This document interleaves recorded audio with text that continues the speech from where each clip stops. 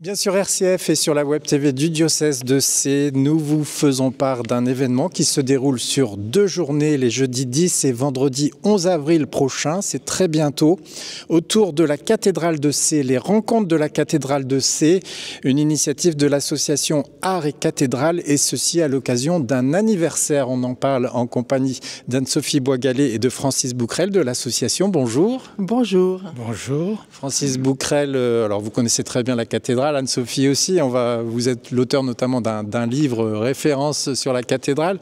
Qu'est-ce qu'on fête comme anniversaire? Les 150 ans du classement monument historique de la cathédrale. Voilà. Alors on sait que la cathédrale elle a plus de 700 ans. En même temps, cet anniversaire, c'est important? Oui, parce que ça situe, je pense, la cathédrale avec son intérêt au niveau même national, quoi, hein, oui. Dans l'architecture, et puis bien sûr, c'est aussi l'église du diocèse. Enfin, voilà. Alors ça va intéresser bien sûr tous ceux qui aiment visiter la cathédrale, venir y prier, puis tous ceux qui ont œuvré pour différentes choses dans la cathédrale. Anne-Sophie Boisgalet, vous avez bâti 2 journées. Comment vous avez réfléchi ces 2 journées ?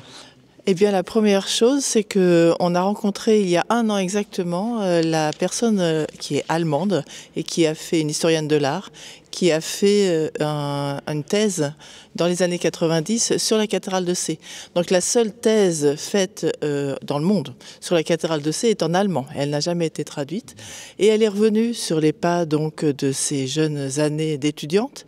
Et elle a été un peu étonnée de en fait le mauvais état de la cathédrale depuis 30 ans qu'elle ne l'avait pas vue. Donc peut-être la façade, etc. Et donc elle s'est un peu étonnée en lui disant mais est-ce que cette cathédrale est bien prise prise en main, est-ce qu'elle a l'entretien qu'elle mérite?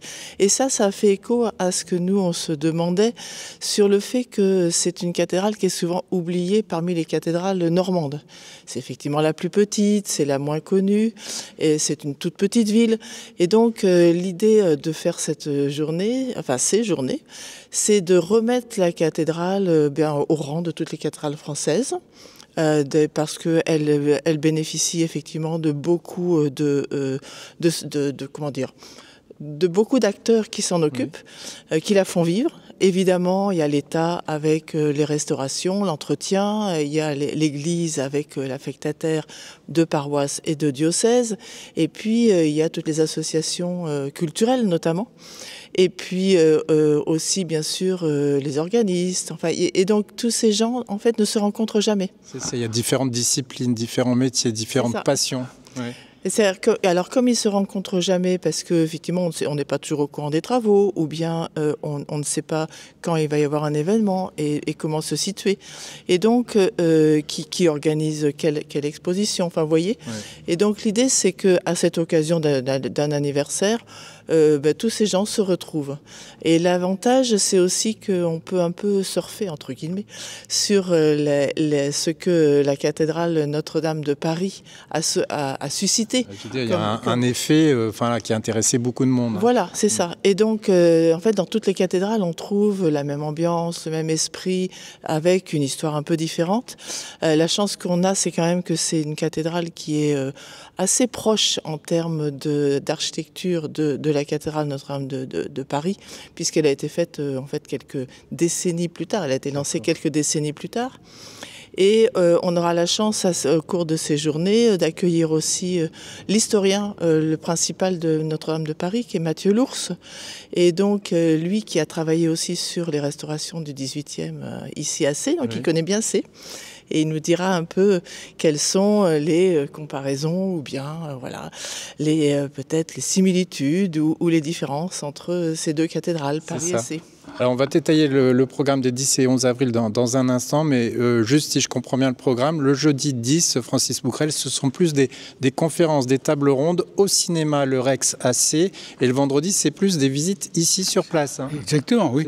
Donc le 10, toutes les manifestations du 10 avril se passent dans la salle du cinéma Rex.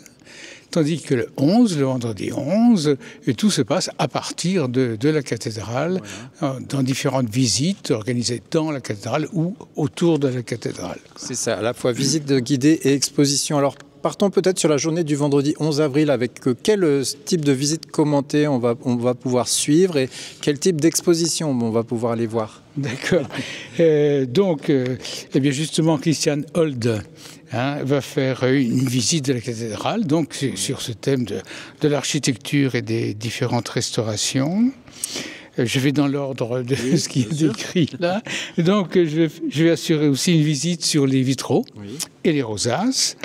Voilà. Ensuite, il y aura la découverte de l'orgue aussi, assurée par Guy Robineau, qui est l'organiste, ex-organiste de la cathédrale. Et puis, donc, Jean-Pascal Fouché va faire une visite sur le quartier cathédrale et le palais d'Argenterie. C'est ça, c'est tout un ensemble en fait, cette cathédrale, c'est tout un quartier. Et puis, dernière visite aussi, alors faut insister sur le côté exceptionnel de ces visites, parce ces visites vont nous permettre d'accéder là où on n'accède pas habituellement. Donc, il y aura aussi la possibilité de voir la roue de levage et les charpentes de la cathédrale et l'atelier Rubrique Robert qui est à côté de la cathédrale. Mais c'est bien sûr la roue de levage et les charpentes qui seront surtout exceptionnelles. D'accord, ça c'est la partie visite commentée.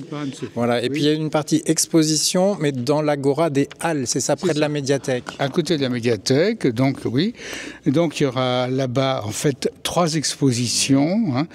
L'iconographie historique de la cathédrale, c'est-à-dire les documents anciens que l'on peut avoir, c'est des gravures et des photos et des dessins d'architectes, voilà. Il y aura aussi donc un panorama des sculptures de la cathédrale. On dit souvent que la cathédrale n'a pas de sculpture, mais là on va découvrir les sculptures de la cathédrale.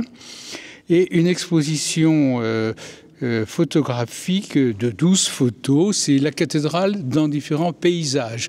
Et la cathédrale vue de différents points de vue, c'est-à-dire du nord, du sud, etc. Voilà, et puis donc il y aura aussi une bâche qui nous permettra de voir la reconstitution de la façade, enfin une proposition de reconstitution de la façade du XIIIe siècle. Il y aura même un concert de clôture le vendredi de 18h à 19h, orgue et chant. Ça fait pas mal de choses à faire sur une journée, j'espère qu'on aura le temps de tout faire. Anne-Sophie Boisgalet, sur la journée du 10 avril, donc là on se retrouve plus autour de tables rondes, de conférences, une idée du programme pour nous mettre l'eau à la bouche ? Alors, bien sûr, on a proposé à des intervenants plutôt universitaires de venir. Donc, il y a Christian Hold, qui vient vraiment exprès d'Allemagne, qui est parfaitement francophone. Et puis, François Neveu aussi, qui connaît très bien la ville de Sées pour avoir fait sa thèse sur les 3 évêchés de la Basse-Normandie. Et puis, et lui, il vient plutôt de Bayeux. Et il sera aussi organiste, puisque le concert dont vous venez de parler sera à Simain, donc avec Thibaut Bichonnet, qui est le titulaire actuel, Guy Robineau, ex-titulaire, et puis donc François Neveu, qui est non seulement universitaire mais aussi organiste à Bayeux. Et donc lui sera aussi le matin, donc le côté un peu universitaire. Et donc ce seront des choses très accessibles, parce qu'ils parleront une demi-heure. Enfin, je veux dire, ce ne sont pas des très lourdes conférences. Et ensuite, on fera une conférence, une table ronde, pour que voilà, on va s'interroger, est-ce que la cathédrale de Sées est intéressante? Voilà. Je suis sûr que vous connaissez la réponse. Eh bien non, parce que je ne suis pas sûre qu'elle intéresse tout le monde. Voilà, Francis parlait tout à l'heure de l'absence de sculpture relativement à évidemment beaucoup de façades gothiques. Et donc quel est l'intérêt de la cathédrale de Sées? Pourquoi ça vaut le coup de venir? Et peut-être donner envie de mieux la connaître pour mieux la comprendre. Donc il y aura, outre donc les intervenants du matin, il y aura aussi bien sûr le conservateur de la cathédrale qui est Benjamin Bourdiol, donc qui est aussi architecte du bâtiment de France, et puis Jean-Pascal Fouché, directeur des archives départementales, qui connaît vraiment très bien, puisque lui, il a fait un mémoire des chartes sur le quartier cathédrale. Donc comment la cathédrale était enserrée et dans la ville. Oui. Donc ça c'est pour le matin, Ça, hein. c'est Le jeudi 10 avril au matin. Voilà, l'après-midi, donc ce sera, on laissera plus de temps à Mathieu Lours parce que comme il vient de Paris exprès et puis qu'il il est très connu, donc on suppose qu'il y aura beaucoup de monde pour venir l'écouter. Et donc il sera en duo avec Philippe Giraud, qui est un sculpteur et tailleur de pierre ornais, installé à Logny-au-Perche, oui, voilà, qui a travaillé qui a été compagnon donc de la restauration de Notre-Dame de Paris. Donc voilà, ils auront ce croisement entre C et Paris tous les deux. Et ensuite, une table ronde un peu plus générale sur le nouveau rôle au XXIe siècle des monuments historiques sacrés. Comment est-ce qu'en fait ils s'insèrent dans une époque qui est très très différente de celle qui les a vus naître. Voilà. Et donc en conclusion, ce sera Francis qui montrera un peu que le fait de croiser les regards entre des universitaires, des hommes d'église, des artistes peut aider à connaître la cathédrale selon différentes facettes et à quel point on est tous complémentaires. Voilà, et puis comme on est au cinéma, il y aura la projection d'un film. Oui, la projection d'un film qui a pour titre Les Saisons du Soleil, mais en fait qui montre comment la cathédrale, comment elle est conçue, comment elle est construite, comment elle est tracée, comment elle est élevée par rapport au parcours du Soleil. Voilà. Et donc on verra différentes saisons, équinoxe ou solstice, quel est le parcours du Soleil et quelle était l'idée des bâtisseurs. Voilà, ça c'est votre œuvre cinématographique. Oui.